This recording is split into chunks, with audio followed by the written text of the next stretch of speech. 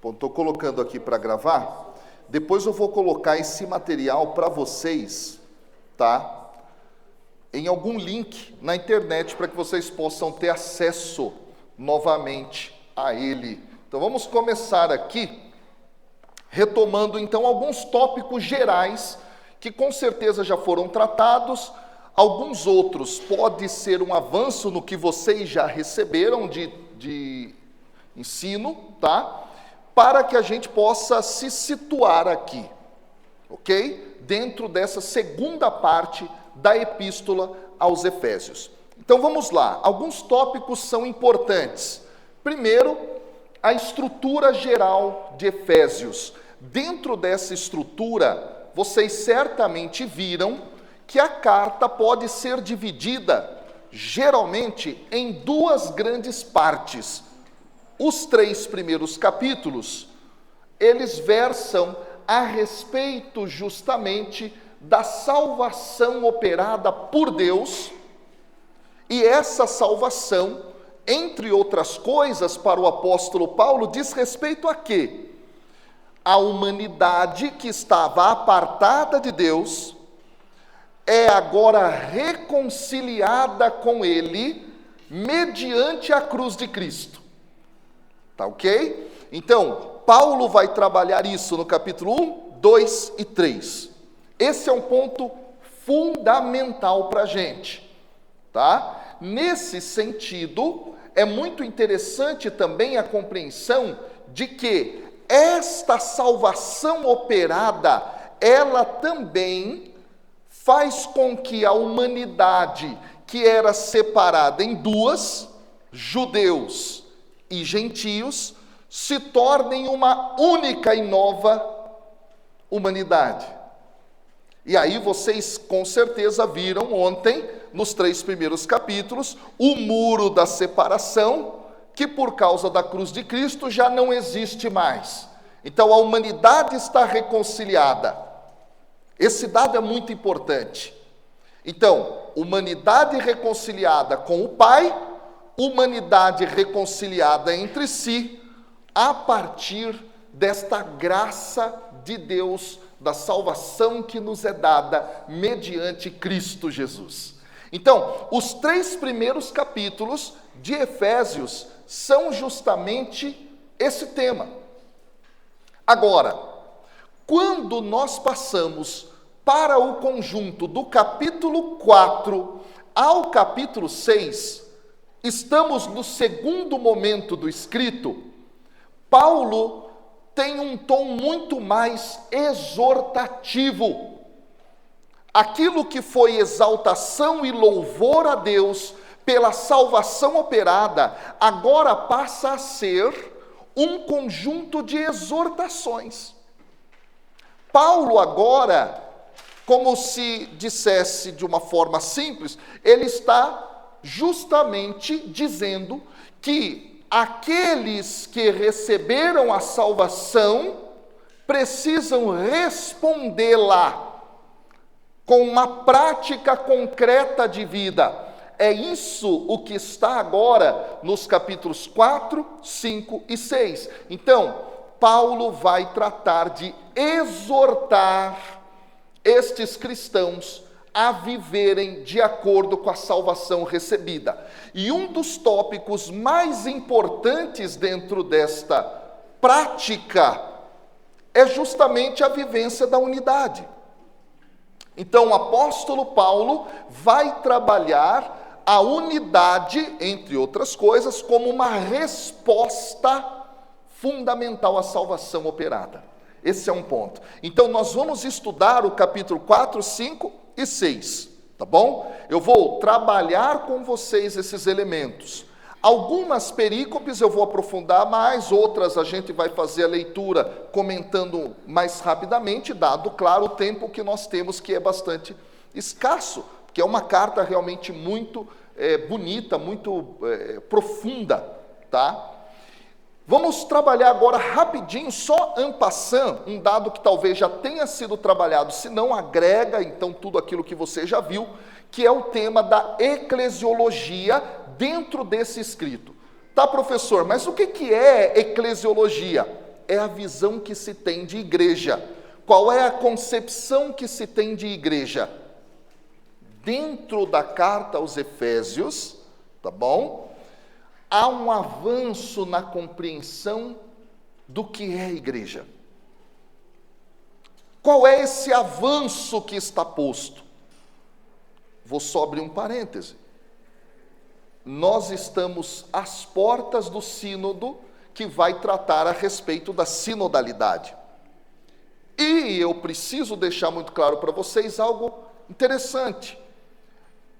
É porque Efésios trabalha a questão eclesiológica muito profundamente que a igreja, aqui no Brasil, CNBB, entendeu que era importante o estudo de Efésios. Porque Efésios é uma eclesiologia, um pensamento a respeito da igreja bastante profundo, bastante fundamentado. Qual é então esse avanço? Atenção! Para o texto de Efésios, a igreja é não apenas um conjunto de comunidades que estão separadas entre si do ponto de vista geográfico, mas é o conjunto todo dessas comunidades uma igreja universal. Olha que dado interessante. É Efésios que vai dar esse passo de compreender a totalidade das igrejas como uma igreja.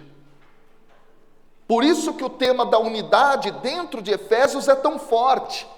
E esta eclesiologia é a eclesiologia que muitos padres da igreja vão ter como seu fundamento para tratar a respeito da temática de uma igreja católica. E aí nós entendemos agora, o nome católica vem no ano 100, e está registrado numa carta de um discípulo direto do evangelista São João, quando ele diz: aonde está o bispo, lá está a presença da igreja católica. O termo católica em grego significa universal.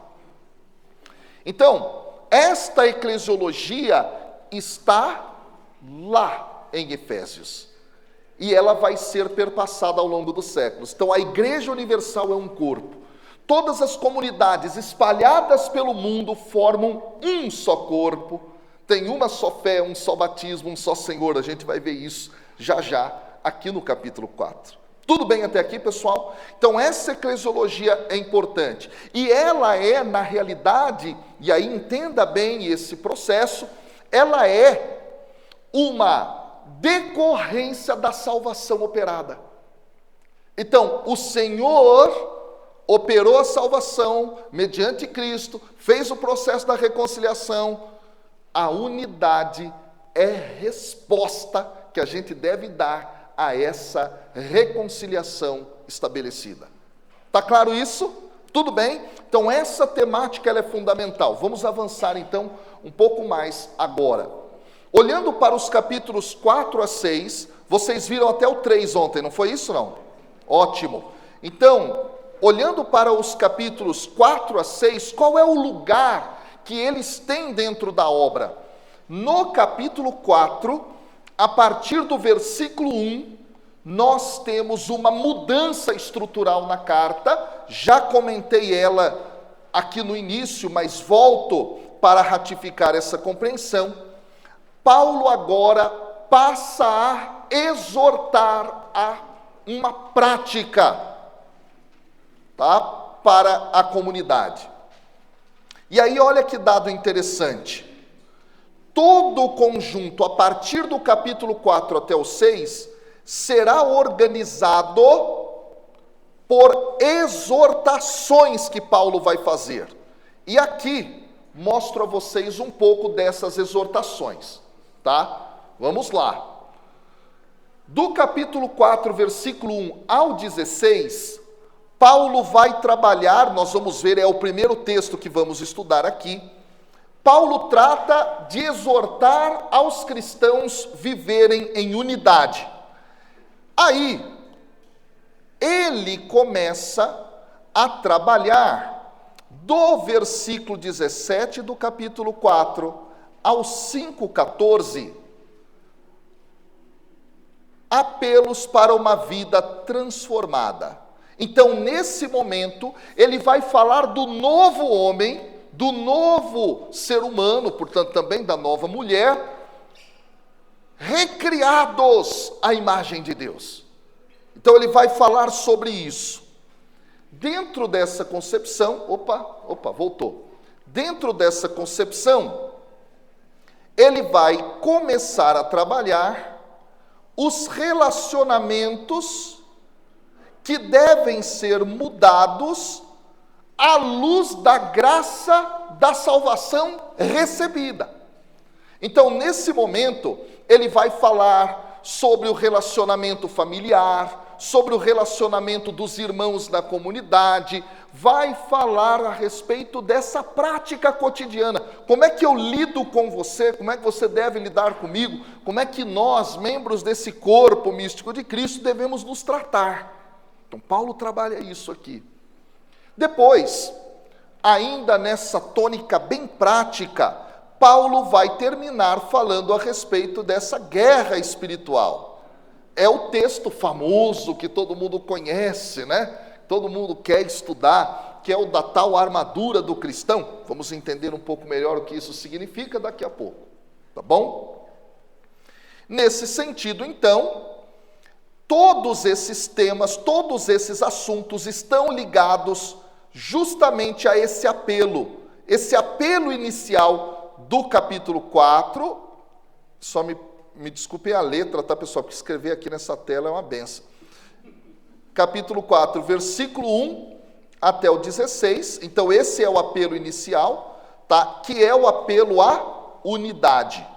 E esse apelo à unidade vai ser desenvolvido nesses temas que eu acabei de mostrar aqui para vocês. É isso, portanto, o lugar da segunda parte da carta.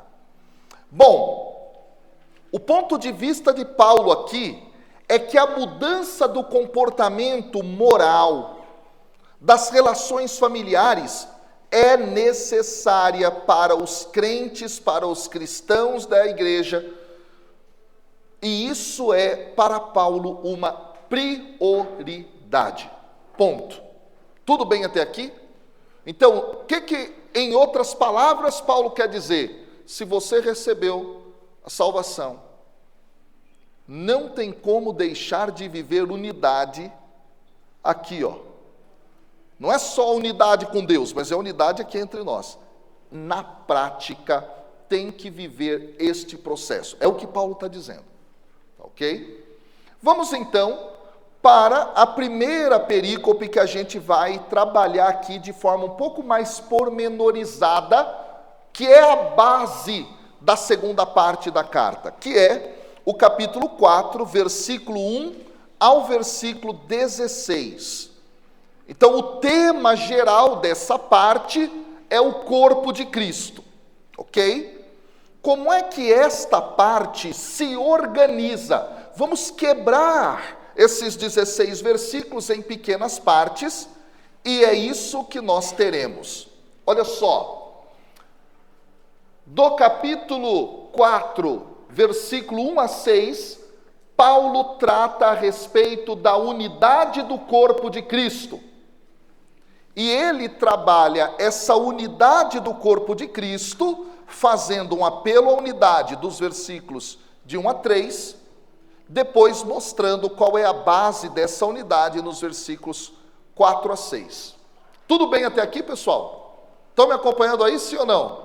Qualquer dúvida, você pode levantar a mão na hora, tá bom? E aí eu trago aqui a resposta, se for o momento certo. Então, fica à vontade, a gente está aqui entre irmãos para aprender, ok? Então, essa seria a primeira parte. A segunda parte, Paulo vai trabalhar a unidade através de uma superdotação. O que é isso aqui, professor? Do dom de Cristo. O dom de Cristo que foi nos dado nos leva a uma unidade. E nesse sentido, Paulo vai trabalhar do versículo 7 ao 11, o fato de que Cristo dá dons ao corpo. E depois, versículos 12 a 16, esses dons unem e amadurecem o corpo de Cristo. Então, essa perícope, essa passagem, esses 16 versículos, são o fundamento de todo o resto da carta. Por isso que a gente vai trabalhar um pouco mais pormenorizadamente esses textos aqui, esses versículos e tudo mais. Então, nós vamos fazer uma análise exegética de cada parte, ok? Trabalhando, então, essa primeira parte, dos versículos 1 a 6, a primeira parte é dos versículos 1 a 3. Aqui eu vou utilizar uma tradução muito boa, tá? Que é da Ara, depois eu explico para vocês qual é essa Bíblia, mas você pode acompanhar comigo na Bíblia que você quiser, e ali na tela, eu tenho ali embaixo a Bíblia Ave Maria, tá? Se você tiver a Jerusalém, você pode acompanhar aí também comigo, fica à vontade para acompanhar na Bíblia que você tem. Eu vou usar mais a que está ali na tela, tá bom? Vamos lá.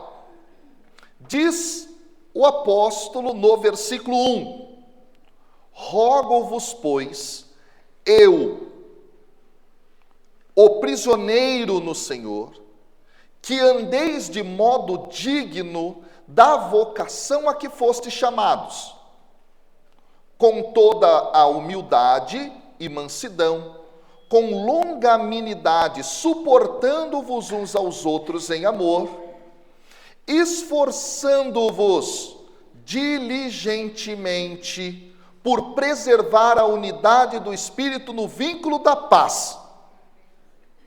Então, os 3 primeiros versículos trabalham esse apelo à unidade.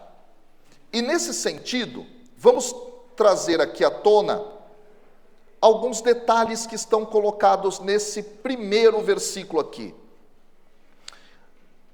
Rogo-vos, dentro da língua grega, é um verbo que pode ser traduzido por exorto-vos. Algumas Bíblias traduziram assim aí, você pode olhar, tá bom? Esse verbo, ele será tratado ao longo do escrito a partir de agora. Diga. Não, eu estou dizendo que no grego, o termo utilizado pode ser traduzido por exorto-vos. Tá claro?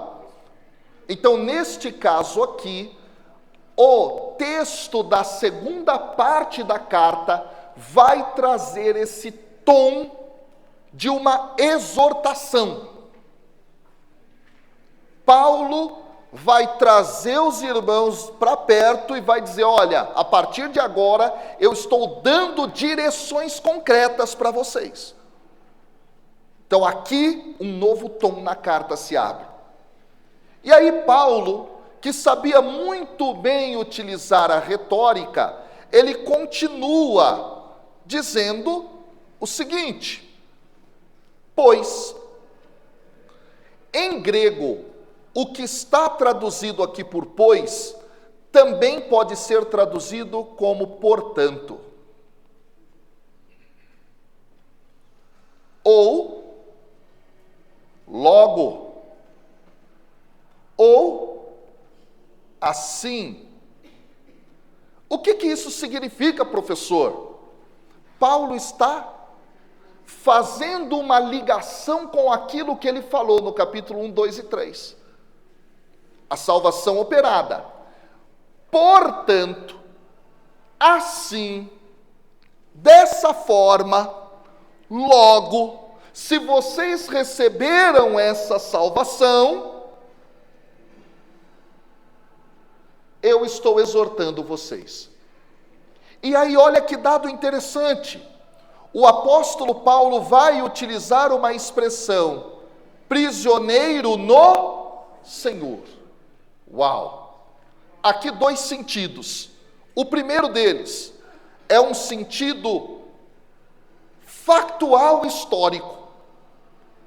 É possível que essa carta, se é ela escrita por Paulo efetivamente, porque há uma discussão, foi falado isso no primeiro dia, eu imagino, tá? Se foi Paulo que escreveu, parece que é uma carta da prisão, uma carta que ele escreve de um cárcere. E qual seria esse cárcere? Alguns autores que admitem que Paulo foi o escritor, dizem, ora, ele estava em Roma, preso, já lá no final da sua vida. Então, alguns vão datar esse escrito entre 60 e 62, Paulo vai morrer entre 64 e 68, então Paulo estava preso em Roma. Então, por isso, ele traz à tona, mais uma vez, a informação da prisão. E isso traz uma tônica muito forte para o escrito. Ele está testemunhando que ele está preso por causa de Cristo. Mas há uma segunda possibilidade interpretativa também. Quando ele diz que ele é prisioneiro no Senhor, ele pode estar se referindo à experiência dele ter uma ligação profunda com o Senhor, uma relação de alguém que não consegue se desprender do Senhor. E isto trata-se aqui de uma estratégia comunicativa justamente para dizer, eu tenho autoridade para falar o que eu estou falando, porque eu estou ligadinho ao Senhor. Então, Paulo é muito inteligente. Aliás, o capítulo 1, versículo 1 do texto, já diz lá, Paulo, apóstolo de Jesus Cristo. E aí ele diz, por vontade de Deus. Então, ele já está trazendo para si essa autoridade para exortar os irmãos, para direcioná-los na fé. Então, ele não é qualquer um, ele está ligado ao Senhor. Ele tem autoridade para dizer o que ele vai dizer agora. Então, a estratégia dele é essa. E aí, então, qual é a primeira grande exortação? A primeira exortação grande é que andeis de modo digno da vocação que foste chamados. Aqui tem coisas interessantíssimas.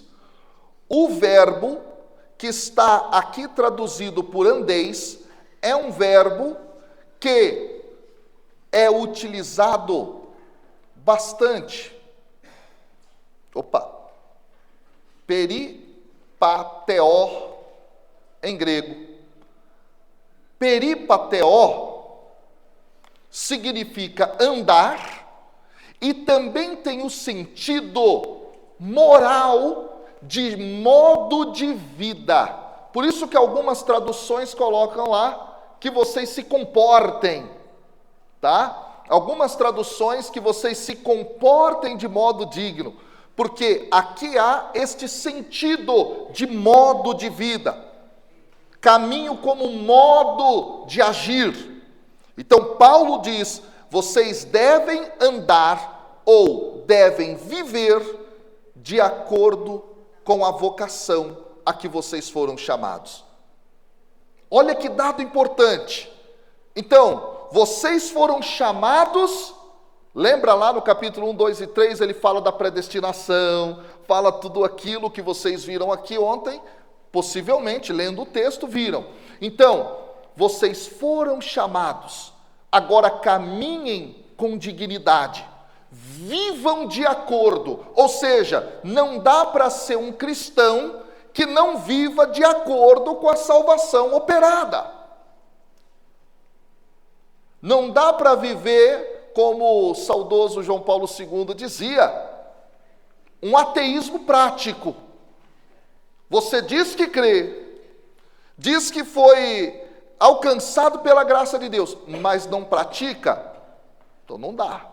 Vocês devem andar de modo digno dessa vocação a que vocês foram chamados. Olha que interessante. Aí o texto, então, começa a trabalhar um pouco do que é viver nessa dignidade. O que é isso? É viver com toda a humildade. Opa! Humildade. O que significa essa humildade aqui? Essa humildade, em certa medida, é você, porque foi alcançado pela graça, não se colocar como superior ao outro. Eu sou santo, o outro não é. Eu estou mais próximo de Deus, o outro não está. Como um fariseu. Então, se você anda de modo digno, viva na humildade. Viva também na mansidão. Paulo falando de mansidão aqui, parece que ele está colocando o dedo na ferida da comunidade, porque parece que tem gente raivosa lá. E parece que tem gente raivosa de fato, porque daqui a pouco, no capítulo 4, lá para frente, no versículo 25, ele começa a falar de rusgas que existiam na comunidade. Nós vamos ler, vocês vão ver. Então Paulo já está preparando os ouvidos de quem vai escutar essa carta na comunidade. Mansidão, longanimidade. Longanimidade aqui tem a ver também com vivência de bondade. Esse é o ponto. Então, precisa existir entre vocês humildade, mansidão, longanimidade e um suportando o outro em amor. Então, Paulo com certeza sabe que o pau está quebrando na comunidade. E ele está dizendo, se relacionem um com o outro no amor. Tenham longanimidade, tenham mansidão, tenham humildade entre vocês. Ainda bem que ele escreveu isso para a realidade dos efésios. Nas nossas comunidades atuais, isso não existe, não é verdade, não? Isso aqui, né? Falta de humildade, que isso, não tem. Mansidão, todo mundo é manso, é tranquilo, não é verdade, não? Todo mundo suporta um ao outro no amor, não é verdade, não? Agora observe, suportar o outro no amor tem dois sentidos, dar suporte e aguentar o outro na chatice dele também. Tem esses dois sentidos aqui. Diga, minha querida. Ela é bem atual, né? Graças a Deus. Ela é muito atual. Ela é muito atual. Agora observem que coisa interessante aqui. Tudo isso, gente, humildade, mansidão, longanimidade, amor, são resultados do estar cheio do Espírito de Deus. Paulo já havia trabalhado essa teologia na carta aos Gálatas, quando ele fala a respeito dos frutos do Espírito. Quem é cheio do Espírito, no operar do Espírito, tem frutos. Então Paulo já trabalhou isso lá. Aqui é uma retomada. Então Paulo retoma esses dons. E aí, meus amigos, há algo maravilhoso. A carta aos Efésios, que é uma carta mais tardia da tradição paulina, ela retoma coisas que em outras cartas foram tratadas. E nesse sentido, aqui, a questão de dar suporte um ao outro. Paulo já havia trabalhado a respeito disso em Filipenses, no capítulo 2, versículos de 1 a 5. Quando Paulo fala àquela comunidade que um deve buscar o bem do outro, considerando o outro maior do que si mesmo. Uau! Que coisa interessante. Paulo já tinha trabalhado em Filipenses, agora trabalha aqui com os Efésios. Tratar o outro como superior a você mesmo. A gente faz isso? Pensa bem. Aí o versículo 3 ainda. Esforçando-vos diligentemente por perseverar na unidade do Espírito no vínculo da paz. Aqui tem coisas maravilhosas. Aqui tem coisas realmente fantásticas. Nesse momento, o que está traduzido por esforçando-se diligentemente, tudo isso aqui, é um verbo só em grego. É o verbo que se lê espudazó. Aqui tem um detalhe muito interessante. Espudazó é a palavra grega que deu raiz para a palavra inglesa speed. Speed é velocidade, rapidez, agilidade. Aquilo que está esforçando-se diligentemente dentro de algumas traduções é o verbo espudazó. Significa, ajam com rapidez. Não empurrem com a barriga a mansidão, a humildade, o amor, a longanimidade.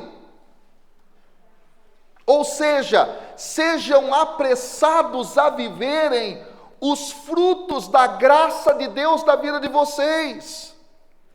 É como se ele estivesse dizendo assim: ei, meus amigos, não deixe para viver depois o que você tem que viver agora. É isso que Paulo está dizendo. Quando os ouvintes, leitores do texto naquela época, conhecedores da língua grega, ouviam o texto, é isso o que está sendo posto. Ao mesmo tempo, também esse verbo é o verbo que dá raiz para o substantivo zelo. Ou seja, sejam zelosos em viver os frutos do Espírito. Será que a gente vive esse zelo para viver os frutos do Espírito? Será que a gente se apressa e se esforça para viver exatamente isso? Paulo está dizendo: vivam rápido, se esforcem. E isto para viver os frutos do Espírito e para viver a unidade. Agora aqui há um dado maravilhoso. O termo unidade usado pelo apóstolo aqui é o termo renotes. E renotes é uma palavra usada somente aqui e depois do versículo 13. Mas é uma palavra tão forte que muitas vezes, meus queridos e queridas, ela é uma palavra-chave para o entendimento de toda a carta aos Efésios. E aí Paulo então fala, olha, essa unidade é uma unidade que, embora nasça em Deus, ela seja fruto de uma operação divina, ela pode ser desfeita por nós, seres humanos, e, portanto, deve ser mantida. Está entendendo? Deus operou a reconciliação, fez da humanidade um só povo, não há mais gentio nem judeu, todos são nova humanidade diante de Deus. Deus operou unidade, mas nós, humanos, podemos não responder à altura a essa unidade criada por Deus, destruindo-a. Veja que desafio, hein? Nós podemos destruir. E é por isso que Paulo diz, vamos manter essa unidade. E essa manutenção da unidade, ela só é possível por causa do vínculo da paz realizado pelo próprio Deus. Ai, que teologia maravilhosa essa, meus amigos. Em outros termos, Paulo está dizendo o seguinte: nós buscamos nos esforçar diligentemente, com zelo, a manutenção da unidade, porque isso tem a ver com o plano de salvação de Cristo. Por que eu tenho que viver em unidade com você, meu querido irmão, minha querida irmã, porque isso faz parte do plano de Cristo. Não é só porque eu quero, porque às vezes eu não quero. Ainda mais numa realidade eclesial hoje, cheia de conflitos ideológicos. A gente sabe o que aconteceu aí na última eleição, nesses últimos anos, o quebra-pau que foi. Geralmente a gente tem posições políticas ali de um lado, de outro, e isso foi levando a gente a muitos conflitos e muitas vezes até o desejo de nem estar mais naquela comunidade ali. Às vezes você não quer, mas você tem que entender que você tem que viver a unidade, mesmo nas diferenças de pensamento, porque isso é a vontade de Deus.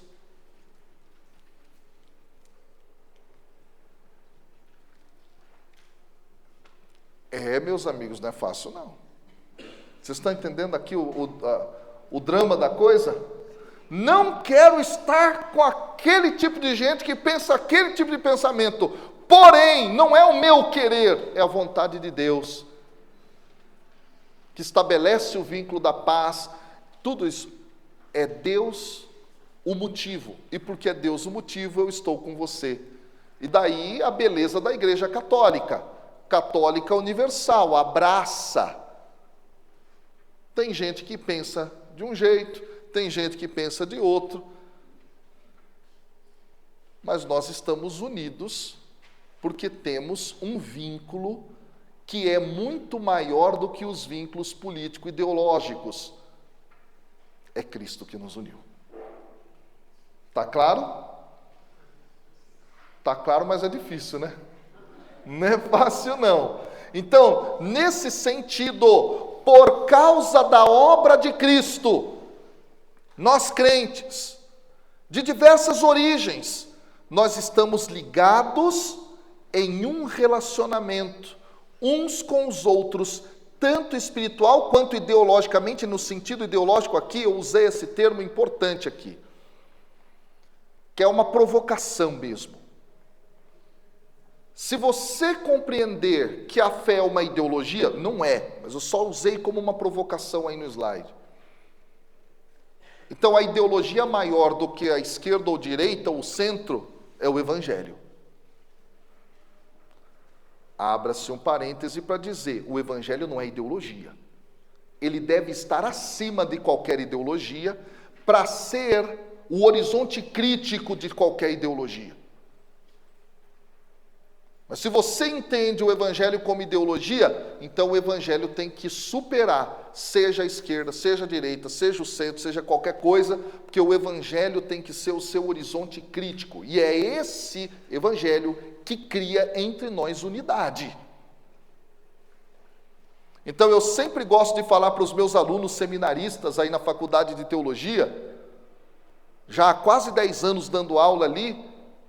Muitos vêm com questões ideológicas, políticas, etc, etc, etc. Eu digo para eles o seguinte: vamos abrir a Bíblia, vamos compreender qual é a revelação que ali está contida, dada pelo próprio Deus a nós, e vamos ver se esse pensamento que você está trazendo está de acordo com a palavra de Deus. E quando não estiver, será que você vai ter a humildade de voltar atrás? Entendeu? Então, o que nos vincula é maior do que as ideologias políticas. Qualquer que seja ela. Nesse sentido, então, Paulo recomenda a continuação desse relacionamento entre nós, por causa da operação da salvação, a todo custo. A todo custo é a todo custo. Que falta de testemunho foi para nós ver a igreja se degladiar por causa da política. Não vivemos a todo custo a manutenção da unidade. Transformamos outros em inimigos.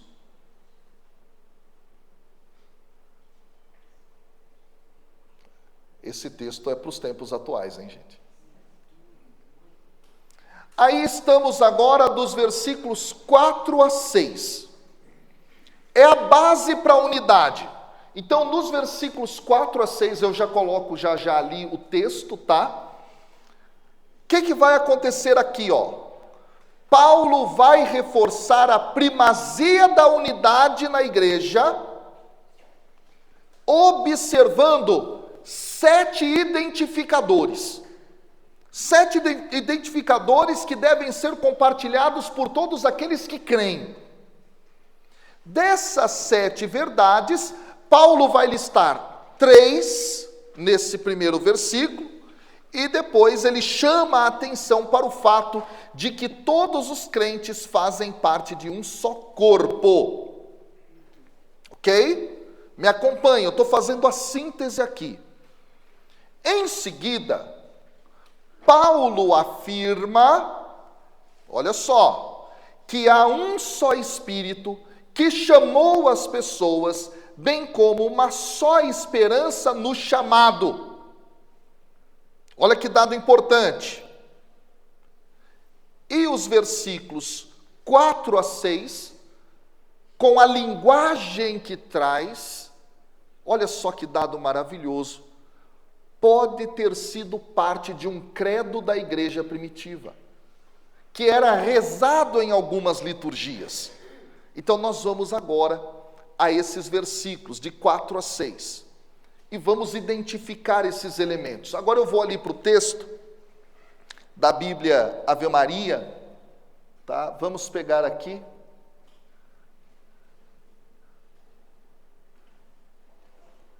Os versículos de 4 a 6. E olha o que o apóstolo diz. Sede um só corpo. Ele está dando uma ordem. Ei, meus amigos, é imperativo.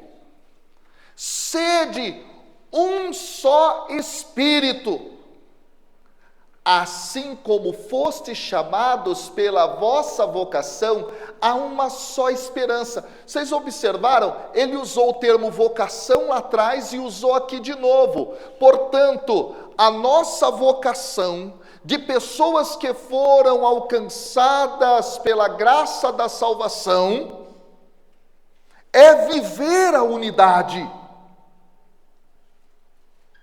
Não tem como desvencilhar isso do plano de salvação de Deus.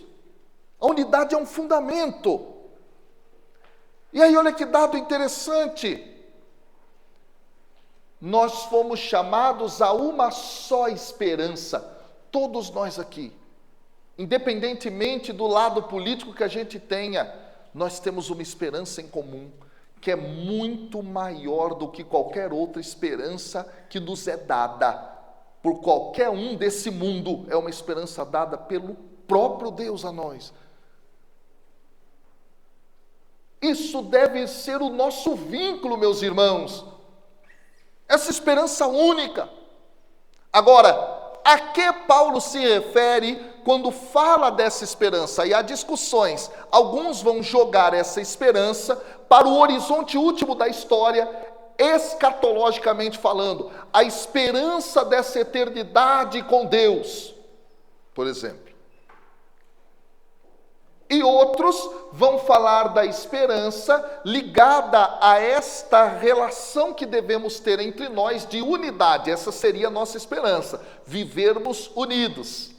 Está claro isso, sim ou não?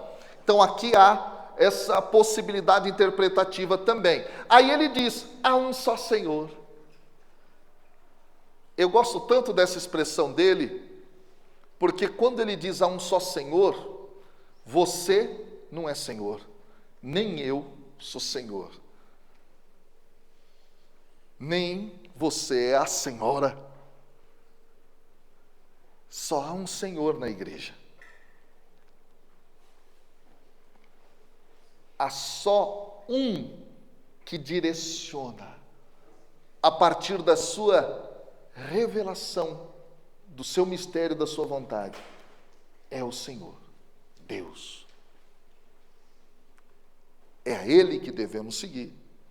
E todos nós estamos a serviço dEle. A igreja não é minha nem é tua, é de Cristo. Olha que dado bonito isso, há um só Senhor. Aí ele diz, há uma só fé, um só batismo. E ele continua, há um só Deus, Pai de todos, que atua acima de todos, por todos e em todos. Mas que coisa maravilhosa, meu Deus. Exato, parece realmente um credo, não é? E nesse sentido, ele está falando que Deus é aquele que atua na comunidade e, portanto, os dons que eu tenho são dados por Deus. Não tem a ver especificamente com o fato de eu ser melhor ou bom. O dom que você tem não é uma coisa que tem a ver só com o seu talento individual, que você estufa o peito e diz, está vendo como eu sou bom catequista, como é que eu sou bom coordenador de pastoral, como é que eu sou bom, sei lá o quê. Não. É Deus que opera em nós. Daí nós entendemos então a continuidade. A partir do versículo 7 seguintes, nós teremos nessa primeira perícope algo fundamental. E é isso que nós vamos fazer agora. Nós vamos para os versículos 7 a 16. Porque ele já começou a mostrar, Deus atua em nós. Agora, essa atuação tem a ver com o fato de que nós também recebemos dons, e esses dons são traduzidos em serviço para a comunidade em vista da unidade. Essa é a ideia que Paulo vai trabalhar agora. Então, dos versículos 4 a 7, nós temos a primeira parte desse bloco, nos versículos 4 a 7, não, desculpa, 7 a 16, né? Nós temos a primeira parte desse bloco, dos versículos 7 ao 11. Vamos ler. Então, na continuidade, Paulo vai dizer, olha lá, e a graça foi concedida a cada um de nós, segundo a proporção do dom de Cristo. Que coisa maravilhosa! Que coisa maravilhosa, nós já vamos comentar. Por isso, diz, quando ele subiu às alturas, levou cativo o cativeiro e concedeu dons aos homens. Ora, que quer dizer subiu, senão que também havia descido até as regiões inferiores da terra. Um texto um pouco difícil, mas eu vou explicar para vocês daqui a pouco. Aquele que desceu é também o mesmo que subiu acima de todos os céus para encher todas as coisas. Aí ele continua. E ele mesmo concedeu uns para apóstolos, outros para profetas, outros para evangelistas e outros para pastores e mestres. Então vamos ao versículo 7 e o 8 novamente. E vamos explicá-los agora. Aqui, os versículos que estão postos, eles trazem para nós algo realmente maravilhoso. Olha o que o texto está dizendo aqui. A graça foi concedida. A graça foi concedida, a cada um de nós. Então ninguém é maior do que ninguém. Você recebeu, eu recebi, nós recebemos. Está claro isso, não? E quem é que, de alguma maneira, organiza esse processo da graça que é concedida? O próprio Cristo. É Ele que concede. Olha que dado maravilhoso, que coisa fantástica isso. Aí Paulo agrega então alguns versículos um tanto estranhos à primeira vista. Por isso diz: quando ele subiu, levou cativo o cativeiro.